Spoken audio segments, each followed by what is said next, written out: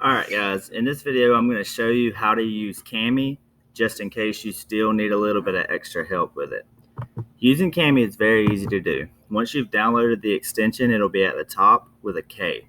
All you need to do is simply just click on it, it'll open up a new tab, and you'll go from there. Let it load. Here you have options. You can open up a document that's on your Google Drive, or you can open up something that is saved on your computer. I generally like to use the one that are saved from your computer because then you have to find it on Google Drive, and that's not always that easy.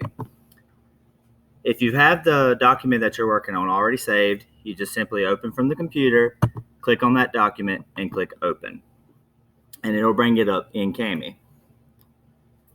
Now, Kami has a few tools over here on the side.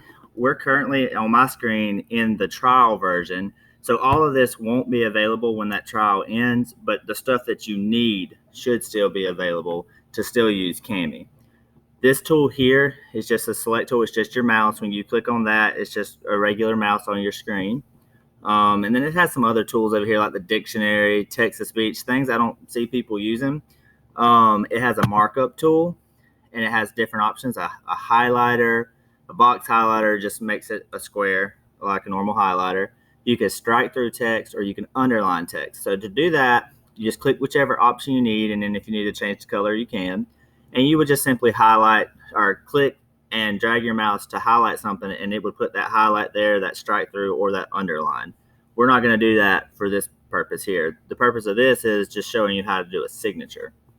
You could do a comment box. If you needed to comment something, you could highlight a section, click on the comment, type in your comment, and then whoever put their mouse over that section, they'd see that comment, kind of like on Google Doc. Here you can insert a text box, simple, just like you would on Google Doc or any other Google Doc device. But what we're going to do here is the drawing tool. If you click on the drawing tool and you have your touchscreen computer, you can now mark up this document with your finger, or if you have a stylus, you can draw on here, or in this case, sign your name. I'm going to click the select again so I can scroll back down to the bottom where this document has somewhere I can put a signature. Now I can click on the drawing option, use my finger, and I can sign my name. And it might take a few tries. I'm not very good at it using my finger. And if this part right here pops up, this file is not uploaded, don't worry about that, just click the X. That's one option. Now you may not like that option, and I'll show you a different route you can go. You can also come out here to use this eraser to get rid of what you just did. Just click and double click, that's not a drawing. There's two different erasers. The annotation one is if you insert like a text box or something. In my case, I just used the drawing tool, so I have to use the eraser for drawing and shapes. You just double click on it and drag it across it or erase it.